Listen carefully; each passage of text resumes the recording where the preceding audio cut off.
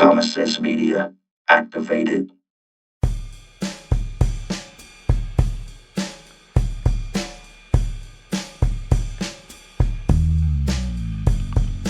Live from the 210, it's the Wave of the Future show, and we are your host. Mr. Trey, please don't forget the end. This is Carr. And I am Edge James. Fellas, another week, another dollar. I don't know. That's the best I got. Another day, baby. Another day, another dollar. Yeah. How you guys doing? Keep on moving. Doing pretty good. Just getting ready to eat a bunch of turkey. Yeah. Doing pretty well as well. Happy Thanksgiving to y'all out there. Happy Thanksgiving, everybody. Happy holidays. It is officially the season. Yeah, it is the season. And I'm tired of hearing Christmas music already. Thanksgiving hasn't even come yet. Dude, we got to remember how rich Mariah Carey is right now. Like, she just gets those residuals every year. Every year. She ain't got to make music for the rest of her life, man. Well, she's got that Vegas residency, too. Is she doing a Vegas residency? She had been for a while. Probably specifically through November and January. Oh, maybe that's her time off. She's like, I'm getting paid for all the Christmas music. I'm out. Yeah, exactly. I agree with the Christmas music stuff, though. As soon at my place of work, as soon as Halloween ended, they began putting up Christmas trees and playing Christmas music. And I love Christmas, but like, can we get through Thanksgiving before we get there? One holiday at a time. Like, for real. What are we doing? What are we doing? Please stop. Please stop. So, do we have any gratitude we want to give before we get started? So, just specifically for me, I want to give some gratitude out to just everybody who gave me some birthday love. My birthday was not too long ago. And I appreciate all the love that I received as I continue to get way too old. We're not celebrating any more birthdays after this one. This is the last one, but I just want to thank all the people that gave me a little bit of love. It was truly appreciated. And we will officially say happy birthday to you on this show. Happy birthday, man. Thank you. Thank you. Again, thank you. Yeah, man, it's crazy. So I'd like to give a shout out to my dog, Gracie. She's been a good little dog lately. Since I've gone back to work, I've had to kennel her.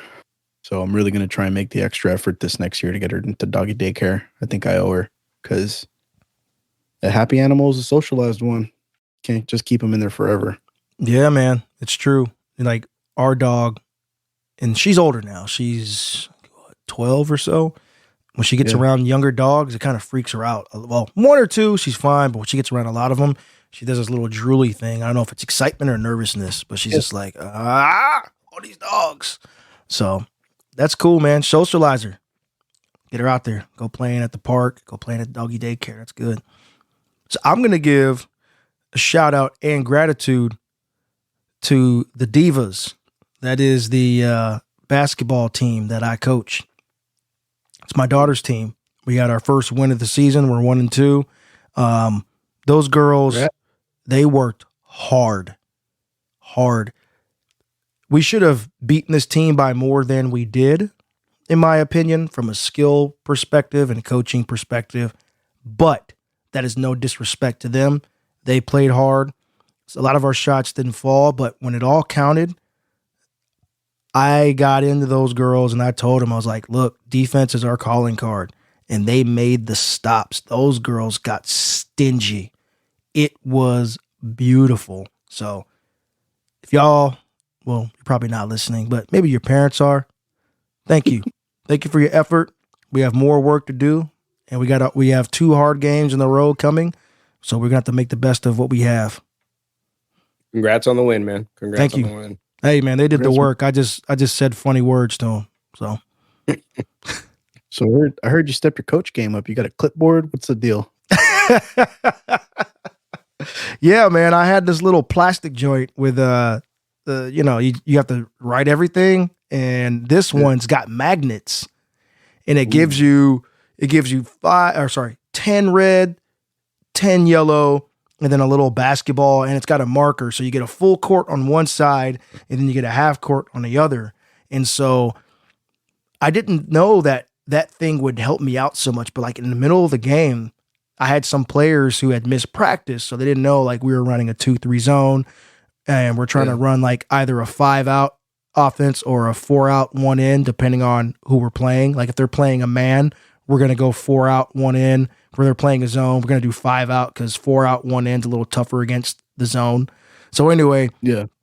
I got these kids in there, and I'm like showing them where to be with the ball. I'm like, yeah, so 2-3 zone, I need 2 you at the elbow, 2 you at the low block, 1 of you in the middle of the key, and I need you to just kind of like do like a shell, just watch the person in the middle. I usually tell the center, you're the quarterback on defense. You're literally in the middle of everything on a defense. So I'm showing her where to go. She's like, all right. She did it. She did it. My center, the tallest kid on my team, not just because she's the tallest, but she is the most vocal, and she happens to be the tallest, and she gives a lot of effort. Man, she was getting on everybody. She's like, hey, get over there.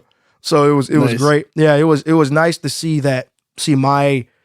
my defensive philosophy just kind of imprint on these kids, and it was great. I'm starting to get to the point in the huddle where I don't even give them the key word. Like I'm telling them really simple things. Like, and we're going on a tangent about basketball. I'm sorry. I'll try to wrap it up. But I told these girls that at the very first practice, I asked them, what is the point of basketball? One kid's like, yeah, to have fun. I was like, yes, indeed. To score more points than the other team. I was like, you're getting warmer. I said, with any sport, for point, to score more points from the other team. Score more points than the other team. How do you score more points than the other team?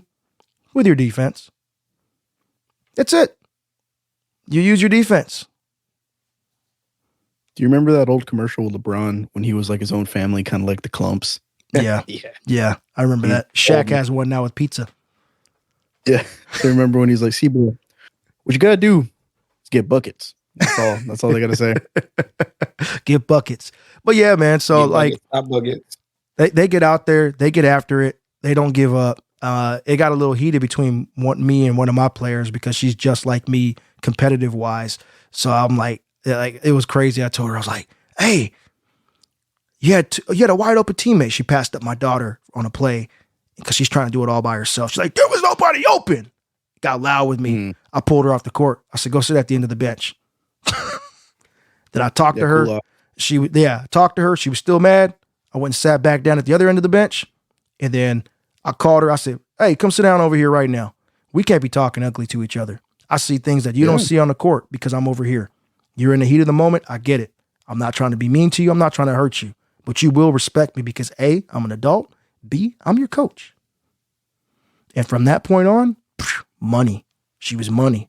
So anyway, enough about that. Let's get into it. What's on your mind, Trey? First things first, a little cleanup or just follow up from our last show. So that $8 Twitter verification did not work at all. just want to just touch base on that. We were talking about it. It didn't work, and we were right on the money about that. Don't want to bring that up too much. We already talked on that, but just wanted to say a little bit of something about that. I don't think we're really going to get away from Twitter for a while, though, man. So, I mean, I think we're a little safe. If you want to elaborate a little bit more, you can. No biggie. So everybody was verified, and what was the first thing people did? They made fake parody accounts of other people and started spreading a whole lot of fake news. Yeah. Very fast and very quickly. There were fake George Bush accounts, LeBron accounts. There was even a company, I can't remember the name of the company. They make insulin. I think it's a South American company. Eli Lilly. Yeah, they made insulin. They tweeted something about the price of insulin going down on a fake verified account, and their stock price dropped drastically. I think it's safe to say that Mr. Elon is learning as he goes in the Twitter department. He does not know what he's doing.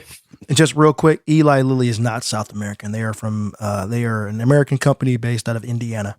Ah, Home of the Okay, Colts. okay. Yeah. No. I, not to call you out. I just want to make sure. No, I you know. wasn't 100% sure. That's education. Yeah. That's gonna call out. Because you know how it is, man. People will hear that. They'll be like, no, you're wrong.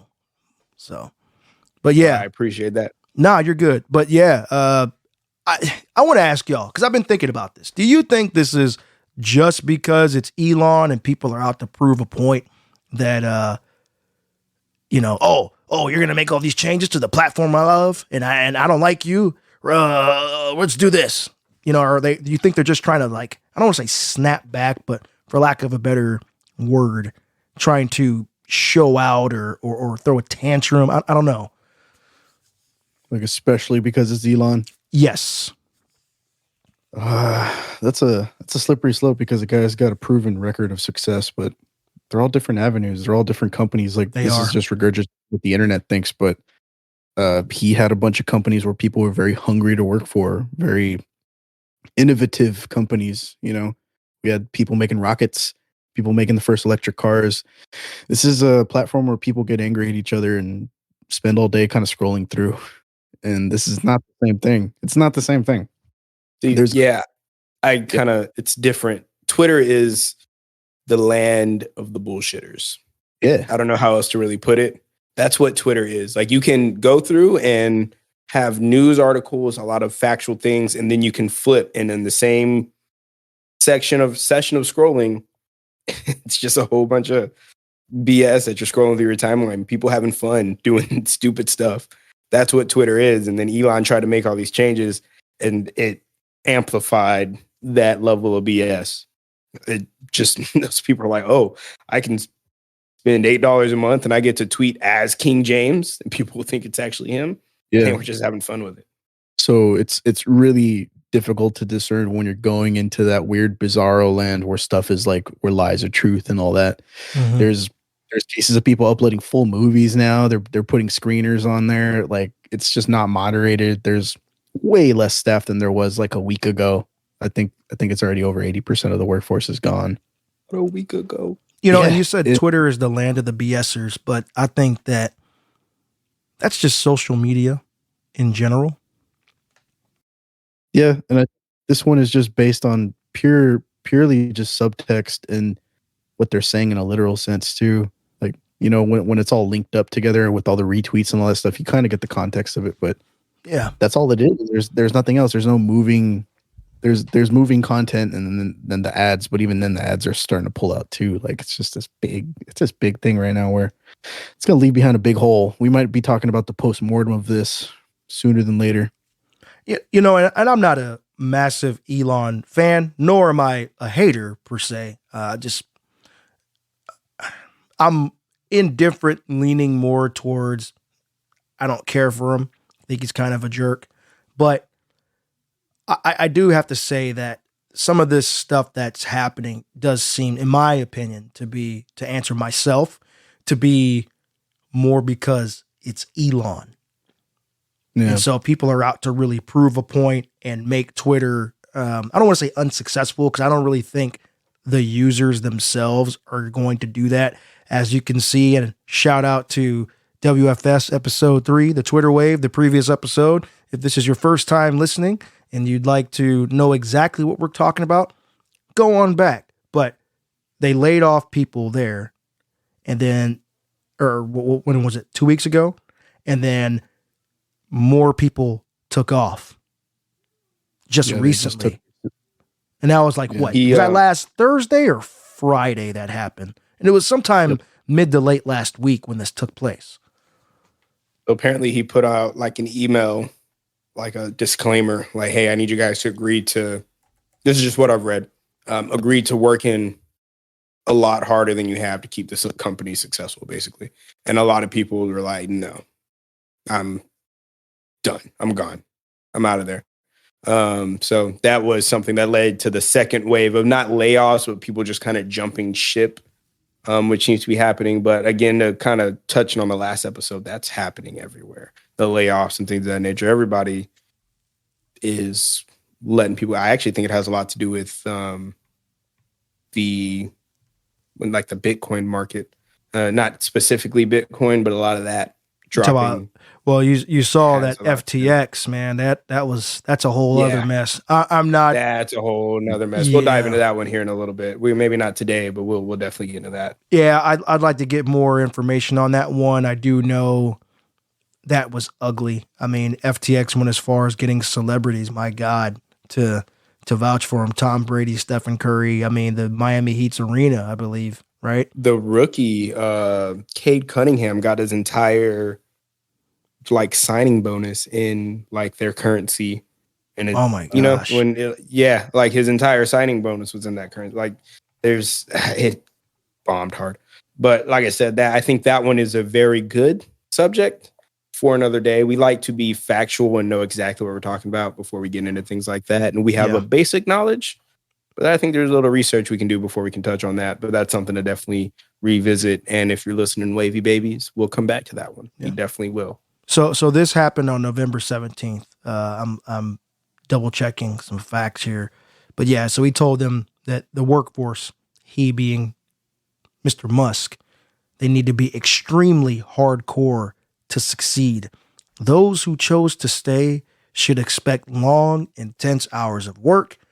Those who left would receive 3 months severance pay, he wrote. And then employees were required to choose by Thursday afternoon. Hence people saying, F this, I'm out. Peace. Deuces. So The dude drew his line in the sand and nobody wanted to cross except for the ultra hardcore. Yeah, there was a whole like trending topic of Twitter shutting down that Friday after that because people thought they weren't going to have enough engineers and people at the company to keep the app and the website afloat, which it's still running. I can personally attest to that one. We can't seem to strong. quit talking about hiring, firing, and quitting. I've known a couple of people in my personal circle that have been laid off. I won't say any names, but I've known people that have been laid off. And then what's interesting to me is you'll hear all these politicians say, we've created so many jobs and there's so many jobs available. But then you get big tech laying people off, and big tech being you get the Meta laying people off, and Amazon. And then you look at Twitter laying people off, and then giving people even further an ultimatum to say, hey, either you stay and work super hard or peace out. And, those long hours and working extremely hardcore don't really seem to be highlighted. Like, what exactly does that mean? If you're normally working a 40-hour work week, is that 45 to 50? Or are we talking 60 plus? Big difference. So this is tough because when you look at older generations that look at us millennials and they say, y'all don't want to work for anything. And every generation before them said, y'all don't want to work for anything. Oh, you want it easy. Back in my day. I don't want to go all the way back because I can't. But I look at something like this and I go, I need more information. Like, define that. And I wonder how many people ask that question.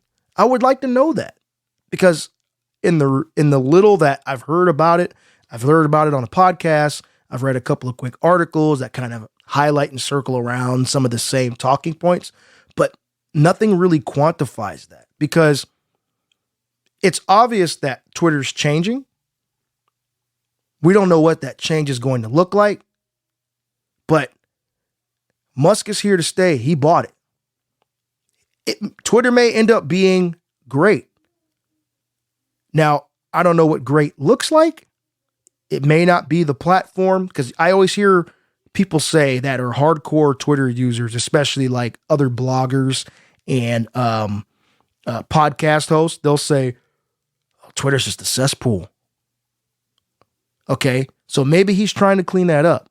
You're our resident Twitter guy, Trey. So, I mean, do you want to see improvements to, I'm sure there are improvements that you want to see, but do you think that Elon Musk from what you've seen so far, will take Twitter in a direction that you may be okay with eventually? I think he can do it. I think Carr kind of alluded to that earlier with he's almost walking success in his companies, right? Yeah. Starlink, Tesla, SpaceX.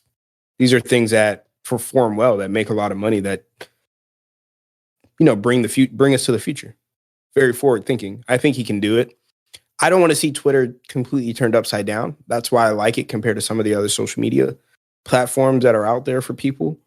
More than Facebook, more than that. You get a little bit of everything, but it's a little dirty. It's a little grimy. I kind of like that about Twitter. It's not as buttoned up as other social media platforms. I don't worry about what I say on Twitter as much. There are things that I don't use Facebook anymore. We've talked about this, but there are things like I would say on Twitter that I would never, ever post on Facebook.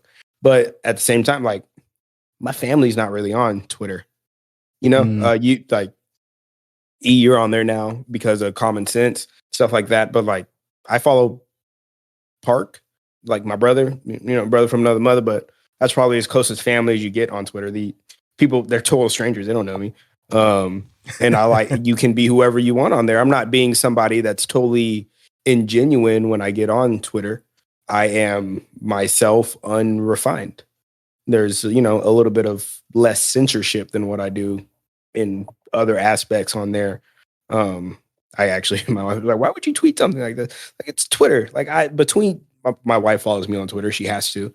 It's just part of our rules. But other than that, like, no, like, I don't know these people. I'm going to say whatever I want to say. And if they like it, great. There's a like button. If you don't like it, guess what? There's an unfollow button. There's a block button. Yeah, I like that you said it was grimy. It is, I guess, more of the urban social media. Because, yeah, you got mom and dad there, but not really, because that's more of the space to have your soapbox, to be able to say what you want to say and say it in the slang that you want to say it too. Like, how many things have we picked up from popular tweets? Yeah. It's something that goes around. And one thing that Twitter had that was able to kind of dissociate misinformation from actual information was the verification process. That's one thing that I, again, kind of going back to where we started at, that I think isn't going well. Didn't go well. You can't even buy Twitter Blue anymore. It lasted 2 days. Like, literal 2 days. And now you can't get it anymore because it went rampage. And then people were buying Twitter Blue and they realized they can't change their Twitter name after they purchased it. So they changed their Twitter name to buy it, to pretend to be somebody, and now they can't go back to who they originally were. Well, you verified yourself under that account. You went through all those steps. No, I'm not saying it's like, it's just one of those things that in Twitter you can, it's just, even some of the verified people, like, okay, LeBron James, like, I know some verified people that their at's always the same, but you can change like your Twitter name, your handle, like, specifically. You could always do that. Now you can't. People don't like that. Okay. Change people don't like, like, your ad is always the same. I'm always at Marshall on Mike's, whether I'm Trey M, whether I'm Mr. Trey M, whether I'm the TRE, don't forget the M, please. Like, whatever I want to make the other part of it, I can change. Once you went Twitter Blue, you can't do that anymore. Only once they started adding blue checks. Beforehand, you can have Twitter Blue, change that. You weren't verified. But again, you verify yourself, you are who you are. I don't want to spend a whole 30-minute segment on this again. But I think he's going to do good things with Twitter, but I think it's going to take him a minute. I think there's going to be a lot of negative before we get to the positive. Yeah. I'm not going to lie, though. One thing I do like, and people aren't going to like that I say this, like, he's reinstated just about everybody who was banned, to bring the element of free speech into the equation that I had something to say about last time. Donald Trump is back on Twitter. Kanye's back on Twitter. Like, everybody. Andrew Tate. Now, Andrew Tate is back on Twitter. Yes, everybody who was canceled or, deplatformed from Twitter, he said, no, like, here, it's a platform. You can use it if you want to. I don't think Donald Trump will go back to Twitter, at least not right away. He hasn't tweeted anything since he's been reinstated. I think it'll be more of a promotional tool for him. Like, yeah, exactly. Yeah. I have a few words to say, but when I'm done here, go check out Truth Social. If you want to hear more of the story, go over to True Social. We're doing great work over there. It's the best social media environment you ever take part in. Trust me, okay? It is the greatest. I use the greatest. I use the biggest. I use the best tweets. They tried to cancel me, but Elon Musk, he came back. He brought me back. It's a great program. I got to say, it's better under Elon Musk. Me, if I ran Twitter, I couldn't do it. But that's why I have True Social. It's much better. I'm sorry. Anyway. You aren't seeing this, but I'm just seeing hand gestures from both these dudes right now. Man, that's what he's known for, right? Okay, so to kind of piggyback off of that or transition out of that, like I said, don't want to spend all day on that. But we're talking about, the work environment, things changing, layoffs, greatest job growth in specific, over the last 5 or 10 years. There's one thing that I'm noticing with the businesses these days that really, I hope this isn't trademark, that really grinds my gears. It upsets me, man. Why are we all open on holidays now? Everybody, all restaurants are open. A lot of businesses are open. I remember that 10 years ago, nobody was open. HB wasn't open. Saltgrass wasn't open. This Saturday the 3rd, wasn't open. You couldn't go. There was one gas station open out of the 10 gas stations on the street. Now they're all open. It's a business. People want to make money. But when you start sacrificing the money you make for the values that people hold dear, I'm seeing a lot of that. And I just kind of wanted to bring that question up. How do y'all feel about restaurants and specifically and all types of businesses being open all the time on Thanksgiving, Christmas, holidays like that? So there's that whole thing. Do you think the values are changing? I think a lot of families, still are nuclear. Pandemic really made people stick together. There's also that added element of modern convenience that's now in play. There's food that's 10 times better than what somebody can commonly make. So I don't think it's necessarily laziness or anything associated with that. It's just convenient to do so now, and it's profitable. And I think everybody's got that same mindset where we can all consume happily as a family. Well, you oh, go ahead. I'm sorry. Go ahead, E. Go ahead. Okay. You touched on it. Money. That's the biggest one. And to break down money, Amazon, they're everywhere. They have data centers. Well, they do have data centers too, but they've got distribution centers everywhere. And you ordered something on December the 24th. And you expect to see that December the 27th or the 28th because you're not getting it Christmas Day nor the day after. So you're looking for the 27th or the 28th. Well, Johnny truck drivers got to go through Saskatchewan, Fargo, Syracuse, and I'm naming all snowy places for a reason because that leads, those treacherous weather, snowy weather leads to you driving slower. Thus, your ETA for delivery is a few days out. So these guys, gals, these drivers got to get that stuff to you. That's only one aspect, right? Well, if we know these people are out on the road all the time, they got to eat. They got to get gas.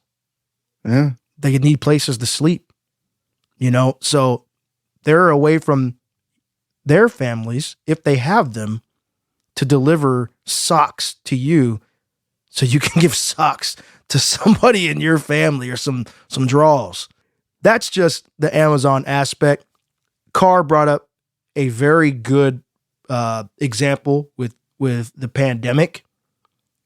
And by mentioning that, what triggered my brain was people were locked up for a long time, so to speak, during COVID, and they want to get out, and businesses lost that money. And they're like, yo, we need to get this. We need to recoup because we're still in the hole from 2020.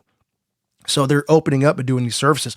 Our values, as mentioned, probably have changed as a society in this simulation that we're living in. I'm just messing with y'all. Hmm. I don't know if we're living in a simulation. I'm just messing with y'all. Don't come at me. The world is round. I still believe the earth is round. Is it? It's a conspiracy. No, I'm joking. Okay. So, Ooh. but anyway, people are trying to recoup still from then. We just talked about layoffs for 2 weeks in a row. So I think it's a culmination of many different things that have led to this point. We got to keep the machine oiled. The only way you keep the machine oiled is you keep putting money into the economy. Or the economy. The economy. You put That's money funny into yeah. You know, you got to put money. Nice. Bars. You keep putting money into the economy. I mean, and the only way you're going to do that is by going out and spending it in diverse ways. I guess I was just brought up very traditionally. And I've also worked in a restaurant for the last 10, 12 years of my life. So I kind of see it just as, I guess I'm a hater in that aspect of it. I know I ran a business. You got to make money. You got to make money, right? But I just feel like for you to bring 12 people out to a restaurant and spend $300, $400, whatever the price point is, a per person price. Like right now at the restaurant I'm working on, it's at least a $60 per person price. You're gonna bring 12 people in there, spend $60 per person. That's $700 some dollars. Like, that you're spending on that you can, you go home, cook your dinner, get to sit there on your couch, watch some TV, go play some football. Yeah, you got to kind of do the dishes afterwards, but that's also like part of the experience. Like cousins that don't ever see each other do the dishes together. There's an uncle and a young cousin that do the dishes that get to have a conversation that little man remembers for forever. Just like little things like that, I think you miss on as a society when you go out to a restaurant for Thanksgiving or for Christmas instead of sitting at home with your family. Now, there are some aspects I get, like what you said with the truck drivers. I was talking to Carr about this earlier. Like when I see like one or two tops, like tables of one or two people that come into the restaurant on these days, like I take extra special care of those people because obviously, like you're alone and you don't want to spend the holidays alone. You want to come out. You don't want to cook for yourself.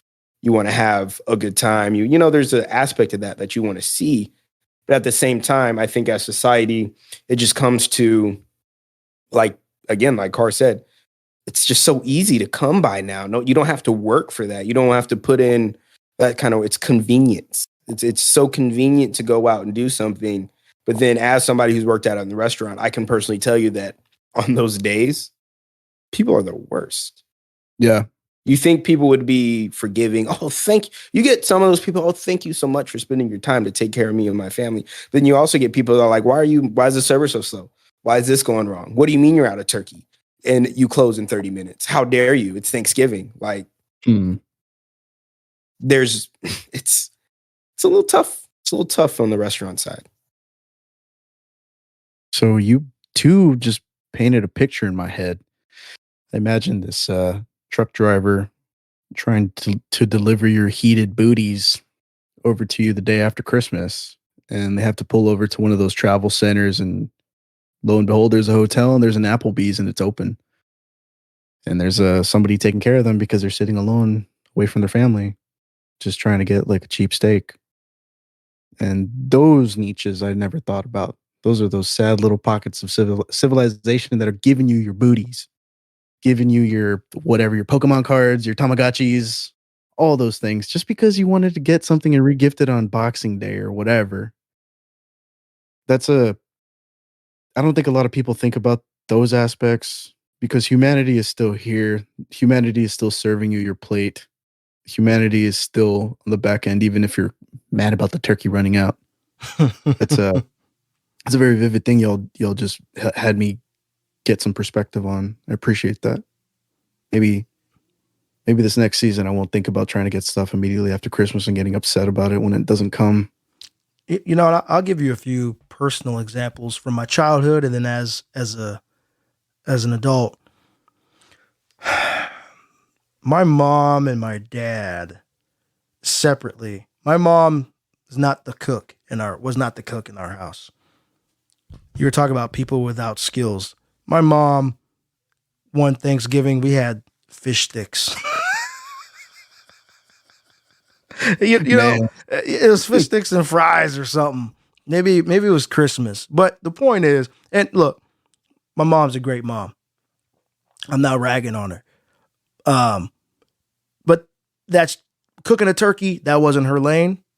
And I don't know how busy she was.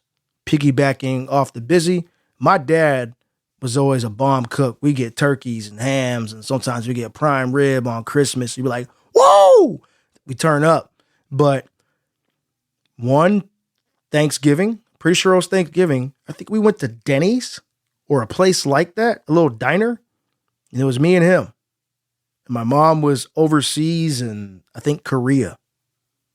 You know, so you got a dad and his son going and sitting down and eating Denny's, you know, and you're talking, Trey, about people taking, I don't say pity, but just looking at you going, you're looking at your customers going, man, this person is alone, whatever. These are military people. My folks were in the military. So I don't know, even besides the military aspect, you know, you don't know if these people are just working their butts off and they just didn't have time to prepare. I'd never asked my dad what the situation was, why he couldn't make a turkey, or maybe I did and I just don't remember because, you know, I was in single digits back then. I'm almost 40 now. So I don't remember. Yeah, that was a long time ago. Maybe that was 94. I don't know. But I mean, I don't know. That was a long time ago, and it doesn't really matter because it was enough that it was different that I remember it. Now, for other people, that could be the norm. They might look forward to that too. That's another thing I thought of, where they're just like, you know what? I can't cook. and it's Thanksgiving. Let's go. Or, hey, mom, dad, both, aunt, uncle, grandparent, cousin, whoever your guardian is, they work 2, 3 jobs or one job that has them putting up 80 hours a week. You know, that's a lot of hours. And they're like, yo, I don't have time to make you a turkey. Let's cut out. Let's go to a restaurant. I know this place makes bomb food. This is where we're eating. Happy Thanksgiving. Merry Christmas. Whatever. Y'all seen A Christmas Story, right? Of course. What happens in that movie? The dogs eat the turkey. Like, the dogs eat the turkey, and then they have to go to the Chinese restaurant. The guy cuts the head off the duck. I used to just think that was like a trope. I used to think it was just something that I saw every day, every Christmas for 24 hours on TNT, but it just seems like that's now becoming the norm. It doesn't have to be the dogs tore up the turkey, but yeah, I think our culture is now shifting towards maybe some of those values, maybe not dissipating, but just becoming less common. And the more common thing is maybe just to get together at a public space to be able to make it a little bit easier on everyone. You know, this is why I wanted to talk to y'all about that. This is something, like I said, has been grinding my gears for a minute. And I want to thank y'all because y'all really brought different perspectives that I didn't really think about as far as being a service worker in this environment. So if there's one thing that I can say on this, just to kind of wrap it up and end it, if you're going to go out, if you're going to, you know, go out to a restaurant or, you know, go to a store specifically on Thanksgiving, just be nice to the people that are serving you. Be patient. Be thankful that they're open and that they're there to serve you. And I think everything can kind of go along a little bit better because I can personally tell you that they don't want to be there. They want to be with their families. Even if their families are together at another restaurant, they don't want to be at work. So, True. You know, that's one thing that I can say as far as that. But you guys brought a lot of good points to it. And I can see how people can go into these places and not have the traditional Thanksgiving that I'm used to, that I like to have. So thank y'all. Thank y'all. See, this is why I love our open conversations. Brings a lot of enlightenment. You could be anywhere in the world right now, but you're with us getting this restaurant turkey. I do appreciate it, though. The perspective is like very valuable. So thanks, Trey. Thank y'all, man. So I want to ask you, I mean, we're already in the throes of this turkey and Thanksgiving conversation. Are y'all cooking? And what are the prices looking like for a turkey for y'all? So I'm looking at HEB. It's all over the board. Large turkeys are going for about $50. Butterballs are about 40. The more commonly small stuff is about $24. That's just the bird. I guess you can maybe get it together for about $80 to $100 for a very lean Thanksgiving. It seems like my family is kind of shied away from the turkey. My brother, I think, is going to fry one. I am going to make the green bean casserole and chill because that's pretty much the side that I like. So I'm going to make that. I hope my mom with the mashed potatoes too. What else are we going to make? We're going to have the jelly cranberry, the jelly cranberry that sits on the table and wobbles. It goes, whoa, whoa, whoa. Yeah. Everybody gets a half a piece of it and then leaves on their plate. Yeah. We just kind of forget about it. And then my dad eats it like Jell-O. The reason I ask you guys this is going to sound very privileged. I have not bought a turkey. I can't even remember the last time I bought a turkey. A whole turkey.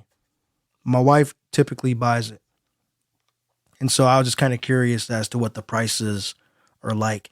Listeners out there, hit us up on the Chasm pages. Twitter, Common Sense Media. Instagram, Common Sense Media. Tell us, how much are you paying for a turkey? I'm genuinely curious. I want to know what it's like outside of San Antonio. Shoot, I mean, even in San Antonio. I mean, maybe it varies. You know, you go down to Gucci B. That's what we call Central Market. the nice HEB, Gucci B. Yeah. Head down to Central Market. All the different HEB Plus, HEB Plus Plus. You know, it's like everything's a plus. Hulu, Disney. Hulu got 3 pluses. Oh my gosh. Plus. Hulu Plus Live, please. Hulu Plus Live TV plus. Paramount. That's a thing. That's Turkey Plus. So yeah, I'm just kind of curious about that. So man, I am not cooking this year, which goes back to my last rant because I'm working. So we're not going to cook and I have to work Wednesday, Thursday, and Friday. So like we were going to do it Wednesday, but I have to work Wednesday. We're going to do Friday. I'm working Friday and I'm working Thursday all day because Mr. E gave me a very nice turkey fryer that I wanted to use and I'm not going to get to use, but I'm not working Christmas. I don't care what anybody has to say about it. I am not working Christmas. My restaurant tenureship is coming to a swift end. And if I have to quit before Christmas, it is what it is. So I'll get to use that turkey fryer for Christmas. And back on the turkey prices, just one like funny thing I want to add. So last year for Thanksgiving, we bought a turkey, like we went all out. We did it. We did the damn thing, like, right. I only had to work half a day, so we got to do it real well. We went and bought a turkey. And then a couple weeks later, my wife's job actually like gave away turkeys for, you know, just like a nice, cool turkey. So I've had a turkey in my freezer for a little over a year now. So I don't know what the turkey prices are looking like this year. I have one in the chamber ready to go. I'm just waiting for a time to throw it in that oilless turkey fryer that I got from my boy E that I'm excited to try and hope that I don't blow my house up. So I was trying to remember what I did with that because I was talking to my boy E and he was like, oh yeah, you know, I used the oilless turkey fryer. I said, I used to have one of those. He's like, you got rid of it? I said, bro, I had it for like 10 years. Maybe like 8 to 10. He's like, oh, that thing is great. I said, well, I think I'm going to smoke some turkey. And like, we're at the point, we're not even doing a whole turkey. We're doing like turkey breast, just pieces of the turkey.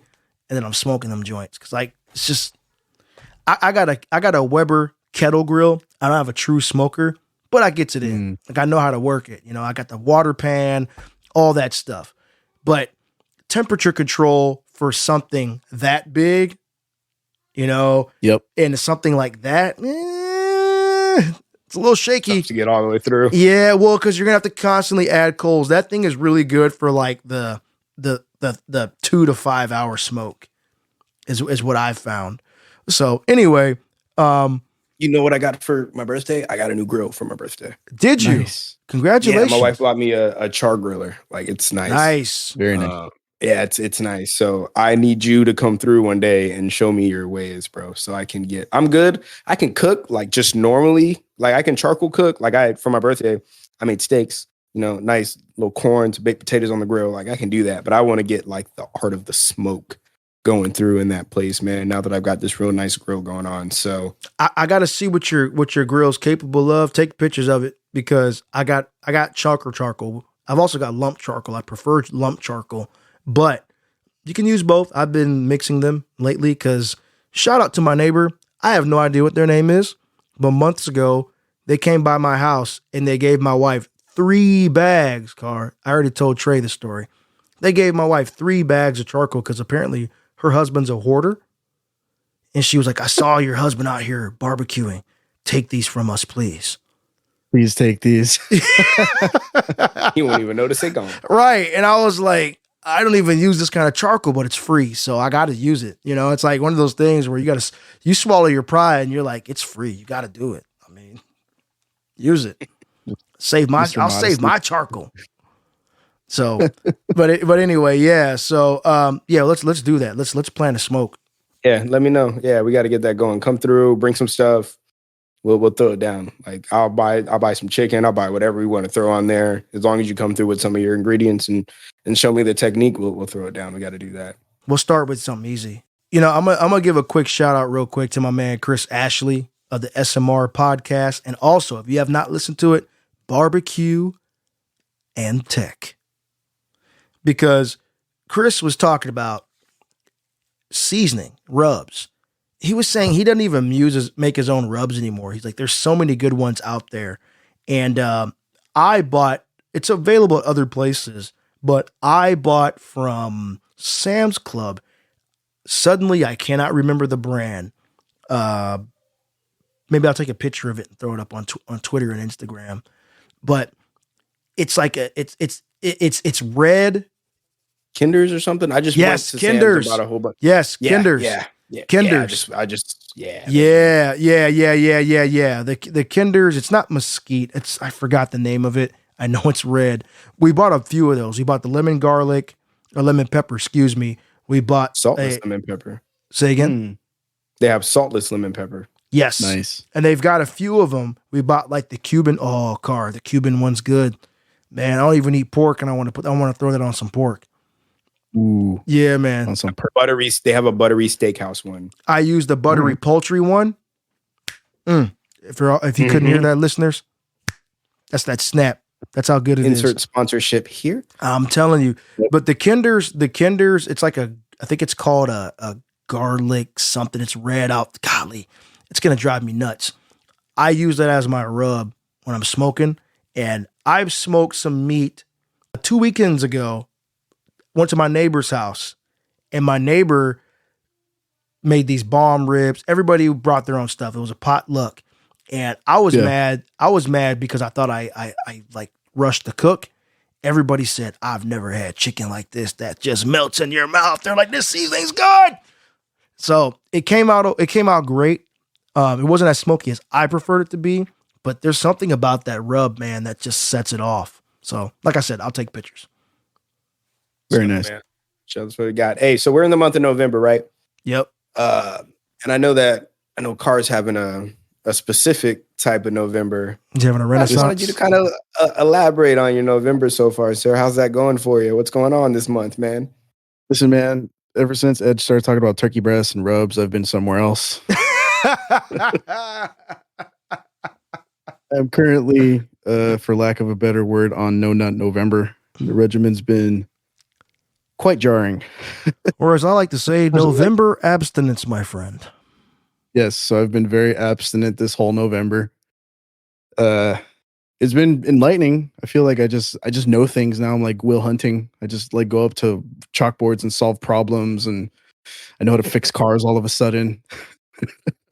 Wow. No, you're connecting some different brain cells over there, huh? To be really honest, I do feel like time is kind of giving me more perspective because I'm exercising more self-control with this. Like fundamentally, that's what that is. You're just practicing self-control. Yeah, that's what it is. Something. Yeah, yeah. For lack of a better word, I'm trying to just spin this so I'm not like bursting when the wind blows at me the wrong way. Because it's definitely been a challenge, man. Like that's a BJ. Yeah.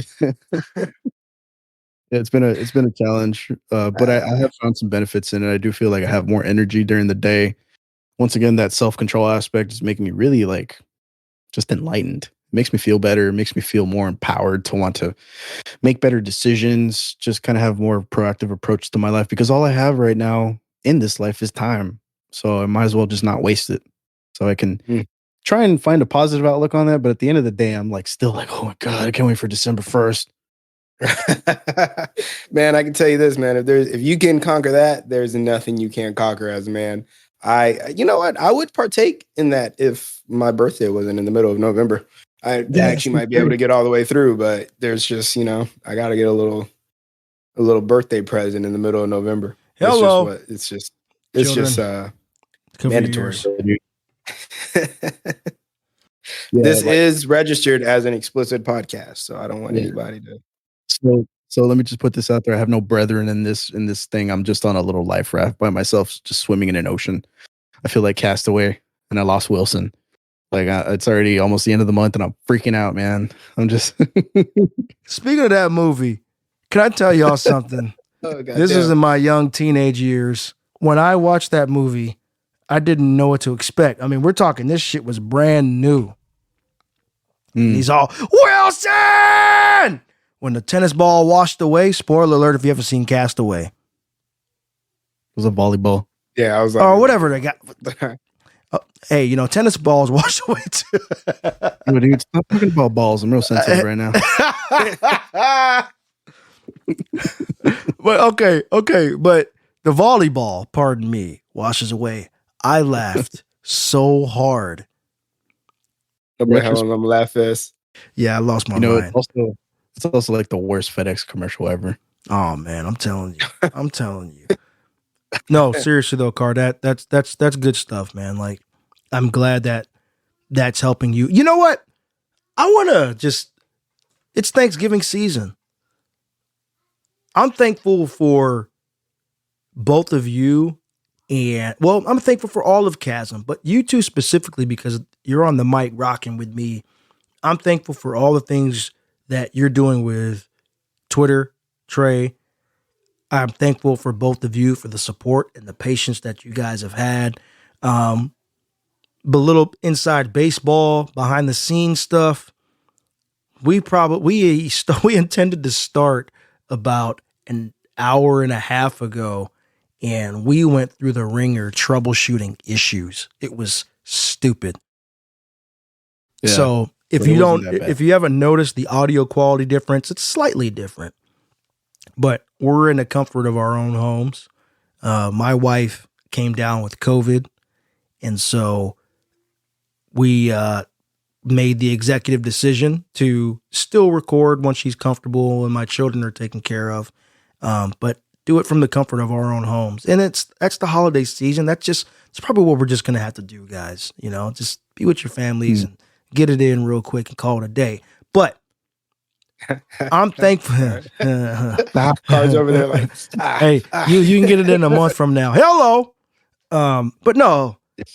Don't call me on the first. But no, I'm the growth I've seen in the two of you this year.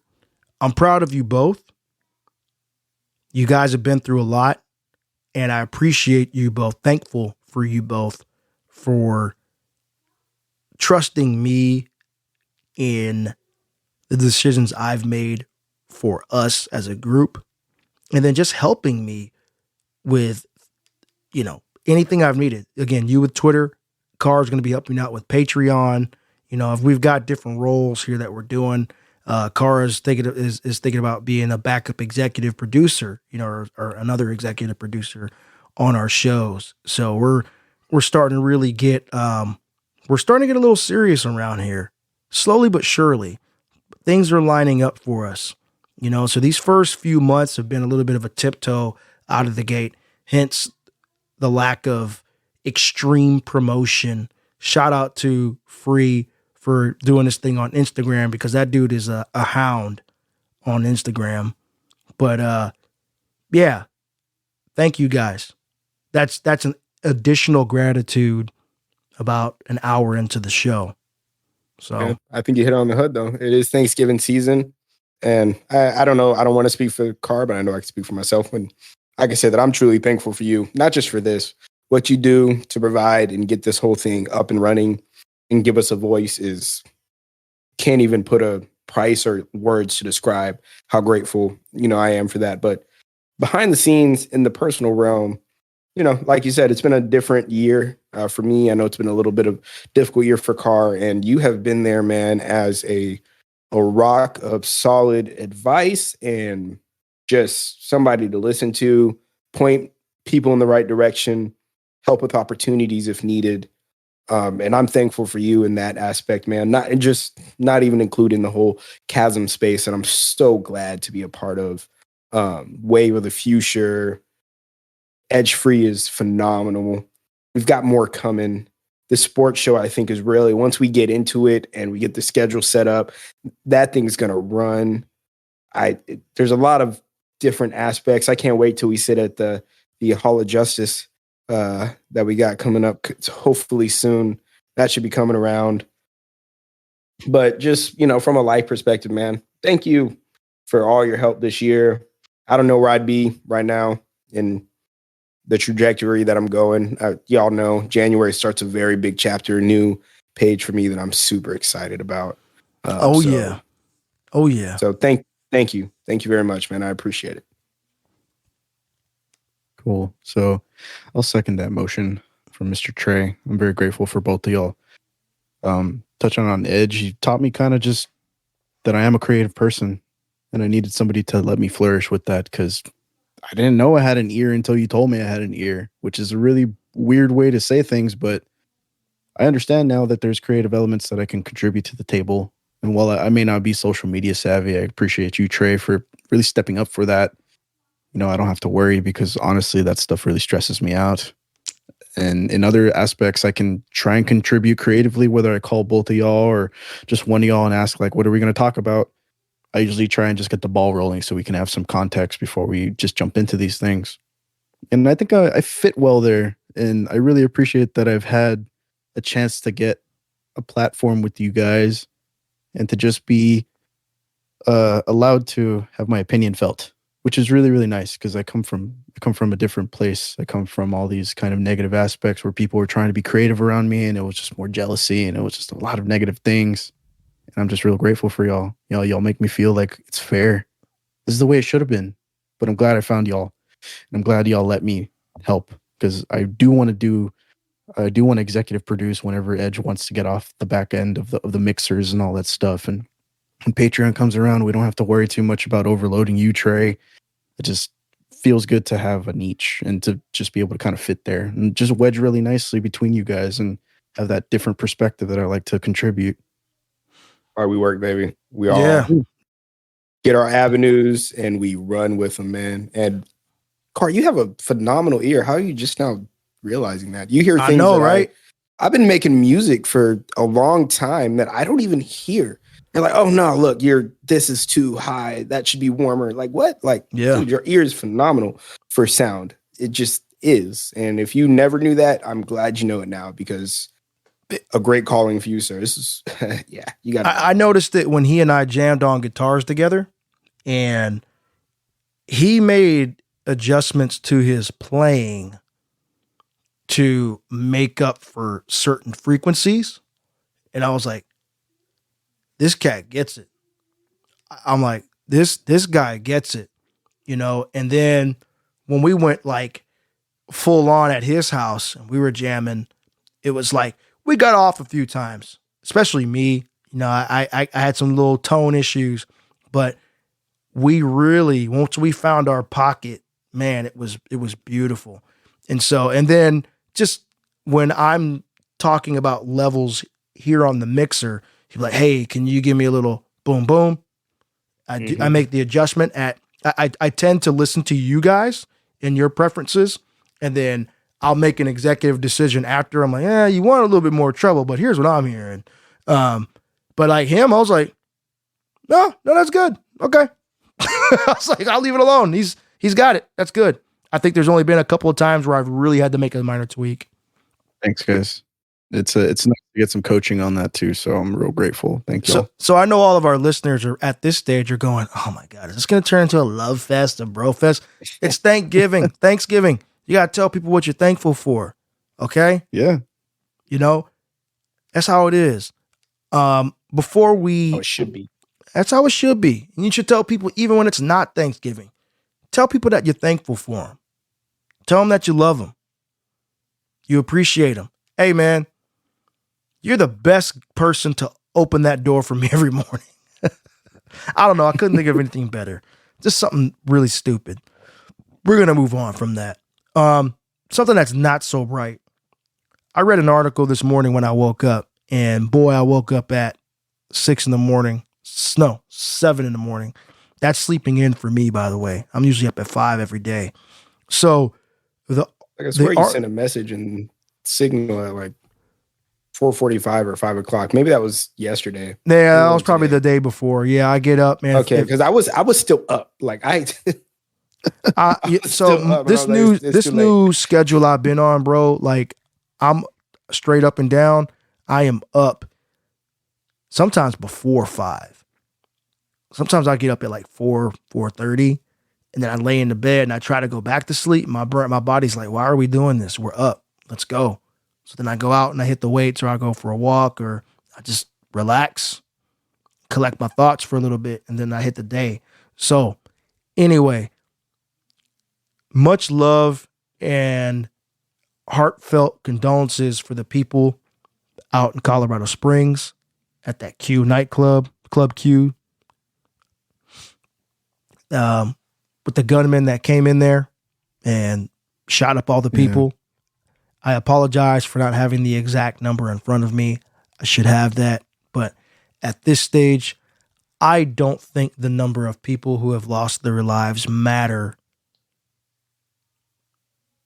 And I say that not because I don't care. I say that because there should have been lives lost. And I want to give an extra special shout out to Army veteran Richard Fierro, who took down the gunman. I read the article this morning and my mind was blown. So the dude was there with his wife. Richard was there with his wife, his daughter, her daughter's boyfriend. They were seeing their friend perform, I guess, in the drag show. Shots broke out. People scattered. He got separated from his kinfolk. He saw a cut to get to the gunman. Took him down from the back.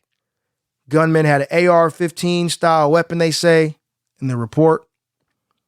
A handgun, and he was armed, like with armor. He had armor on. So Richard Fierro was he was an officer. I think he was a major when he was in the Army. He served in Afghanistan and Iraq. He said he was pounding the cat. Boom, boom, boom, boom. In the spots where he can identify skin. Now, if you know me, I make light of certain situations. He said, I'm sorry, I'm trying not to laugh at this because it's a serious situation. He said as he's pounding the guy, he's looking for help. His hand was getting tired. The drag queen running by had long heels on. And he's like, kick him. So the drag queen's kicking the gunman. I don't know why, but I just imagine this dude be like, take that, bitch. I know.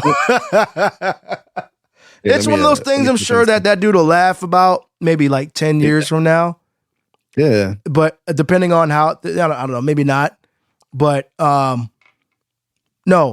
that was brave. That was super brave. Yep. That guy could have got popped and lost his life. And so I'm thankful for him for stepping up, and taking that cat down. So this is a refreshing kind of article to get. Well, not the incident that happened. Rest in peace to whoever lost their lives and whoever's in critical condition right now. It's a terrible thing that's happening. But it's nice to get a hero's name out there rather than the gunman's name out there. Because we have this crazy news cycle where we just put these murders on a pedestal and we remember them forever, and we don't remember the people that died or the people that tried to help. So you're not always going to get a hero in these kinds of stories, but it's nice to have one now. And the guy got assistance. The guy got assistance from the community too, and it's really unfortunate what happened. It shouldn't really go down to that. You shouldn't have that much hate in your heart to just perform those kinds of acts. It's not going to get you anything. It's not going to make you immortal and live forever that way. Like if you're trying to chase just being on a headline like that, then just look inside the mirror and try and do something else, because it's not worth it. Not worth it to do that. That's it's a hot topic. It's a societal issue that we're going through in terms of things like that. But a heartfelt just, I hope everybody's okay that is critically injured, and our prayers to the families that lost loved ones that day, because it's tiring, man. Honestly, things of this nature, it's very tiring. It's every time you turn on the news, it seems like there's something like this going on. But big kudos to you, Eve, for bringing this article to light. We don't, like Car said, you don't hear about those heroes. You don't hear about the people that stopped these people. You hear about the people that do these evil deeds, and that evil does not need to be put in the headlines. This man is a hero. I think, if I'm not mistaken, 5 people lost their life. Yes, I just double checked that day. But you put that in comparison to, I think it was Orlando, where something similarly happened at a nightclub like this. And I think it was like 60 people that lost their life in that Orlando nightclub. And without this gentleman, it probably could have been a lot worse. Yes. So kudos to him, his family, and the queen that helped him as well. Who knows how long he could have been going without a little bit of help that he got, man. That's the type of things that need to be brought to light in these situations, that, you know what, evil is out there, but there are people that will stand up and squash that evil and keep things from going from bad to worse, as bad as it was. It's a beautiful thing. So it was 49 people killed in the Orlando nightclub and 53 wounded. So, it could have been an outright massacre, not just a mass shooting, but an outright massacre. And thank goodness for those folks, for that gentleman, for stepping up and doing what was needed to take the gunman down. It's crazy. Thank you, Mr. Fierro. Thank you very much, man. Yeah. That's all I got to say on that one, man. That's it's a little heavy, but it is heavy. But, as Carr put so eloquently, we don't focus enough on the positive aspects of this. And I'm glad that our news cycle is doing that, because how many times have we heard, talking about Dylan Roof, what went wrong? All these shooters, what went wrong? I don't care. What went wrong is that the person went and shot up a bunch of people. Yeah. These kinds of things aren't worth making consumer media out of. Like, we don't need to see another miniseries. Yeah. That's what gets these people, when the people that are on the brink from doing insanity, in these type of actions, these are the things that actually kind of drive them over the edge. They want that light. They want that name. And when you praise the people that do things like this, it just not praise them, but when you bring their name into light, it just makes other people who are in a similar place or have similar intentions act on those intentions. Yeah. You got people that, and I'm not knocking anybody for watching it. So let me just get this clear, or make this clear. But like the Dahmer thing, I don't know anybody personally that has told me that they've watched the Dahmer thing. And if they have, they have. But it is what it is. But I have no desire to watch anything like that, because I feel like it glorifies the name of this person. Like, I don't give a fuck what that guy did. I mean, I do, from a perspective of he ended other people's lives because he was a serial killer. But I don't want to rehash that. I don't want to know, oh, what caused them to go this way? No, man, screw that. I don't care about glamorize that. it. I'm not trying to glamorize it. Exactly. I don't want to watch any of that crap. I'm going to move on with my life and say, yep, that thing exists. Good for you. On to the next one. You don't screw up things like that from the history book. We're not telling you to forget things like that. We're not trying to change history. The people that don't learn from history are doomed to repeat it. It's one of the most ancient sayings in the history of the world. But do you need an 8-part? I don't even know how long that series was, but do you need an 8-part Netflix series with this dude's name up in lights? Like, no, absolutely not. Now you can do like serial, like all these people, little, I don't know, like little bits and pieces. Like I watched some serial killer things on there, like it's intriguing a little bit to see some things like that. Like my mom has a big crime fixation where she watches stuff on like Lifetime about stuff like that. Like true crime and all that.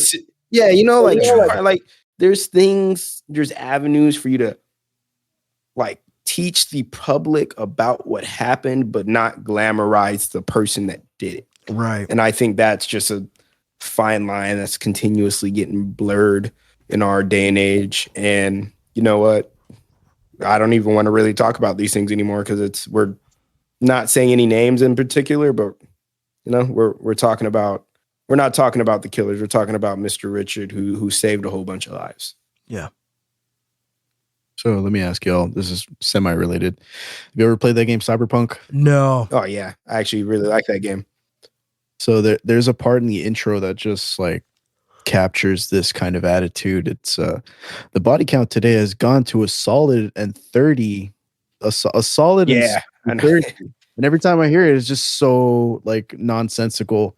It's like this guy's hyping up the numbers of the death count for the city. And, that's a fictional world. There's a whole bunch of lore in that world. You can live in that world for 40, 50 hours. But that paints the picture for you. That sets the scene. Whenever you log into that game, it'll tell you this is what the future is. This is what we're all entertained by. This is what we want to hear in the news headlines. And it's just so moving because, it's a game. Yeah, it's a game. It's consumable media. But yeah, it puts you, for me, it feels more extreme than like Grand Theft Auto ever was just because it puts that right in front of you and tells you that this is the way society is going to go. From a future perspective, I lump games like Cyberpunk and Grand Theft Auto into the same category. Which I mean, okay, so I have kids and I have like nephews, right? My nephew is 10 years old, doesn't need to play GTA. Yeah. Doesn't need to play Cyberpunk. Those are games you don't need to play until you understand how the world works and how you think and you are solid in your foundation. Like I'm 29. Like if I play Cyberpunk, I know who I am as a person and it's not going to influence me in any type of way to go kill a whole bunch of people or get swords in my arms. But that's the fine line. It kind of goes back to also the media that we have, whether it's video games or whether you're watching the news. Who do they talk about on the news? Are they talking about Mr. Fierro or are they talking about the dude who pulled the trigger? That's all one and the same, man. It's crazy. We covered a lot of ground here. Now, we didn't have anything in particular that we did a deep dive on this week, but I just love the conversation. So, one more time, thank you guys. Happy Thanksgiving to everybody out there. Happy Thanksgiving. Happy Thanksgiving. It's been excellent. Excellent. Hey, one piece you of can find advice, me if you're doing a Friendsgiving, people don't bring liquor. You can bring liquor and food, but don't just bring liquor. I had like a lot of people recently who I've seen is like, hey man, I had Friendsgiving and everybody bought liquor and nobody bought food. Yeah, that's not Friendsgiving. That's a party. You're just throwing a party. Like if you're gonna do Friendsgiving, bring something to eat. Also, bring something. Yeah. Also, don't just bring plates and cups. Don't do that. Don't be that person. Don't bring the forks. Don't do that. I brought Tupperware. Fill me up. Shout out to our uncle. Oh man. Hey, y'all. Thank y'all for listening. We love you. One more time, you can find us at Calm Sense Media on Twitter, Calm and Sense Media on Instagram, me personally at E Can Talk on both. You can find me at Marshall on Mics on Twitter. Please hit us up, give us feedback. You can find Carr on the Discord. Yay! Don't contact me on December 1st. Just don't. Just Don't call him. Don't call him. Leave him alone. I hope the Tinder people are right. Yeah. All right, y'all. Well, We're gonna be running the streets. with that, I'm gonna say we'll crash into the next one. Peace.